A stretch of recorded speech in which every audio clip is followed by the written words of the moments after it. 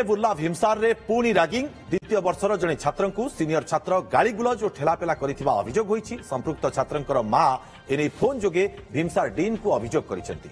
अभियोग पाइबा पर एक कमिटी गठन करा जाई घटनार तदंत करा जाउछि। तदंत रिपोर्ट आधार रे कार्यानुष्ठान ग्रहण करा जिवो बोली कहिसेंति भीमसार डीन प्रोफेसर प्रदीप कुमार महांती।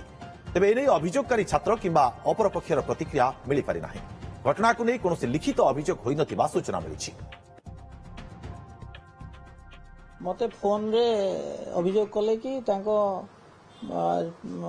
पिला को किए जने थर्ड ईयर पिला करिसंती माने रैगिंग तो कहि हेबन एक्जेक्टली तांको सहित किछि गाड़ी मंद करी पेला पेला टिए कर दैचंती। तेणु से विषय रे आमे सविशेष तदंत करिया में गोटे सब कमिटी करिछु।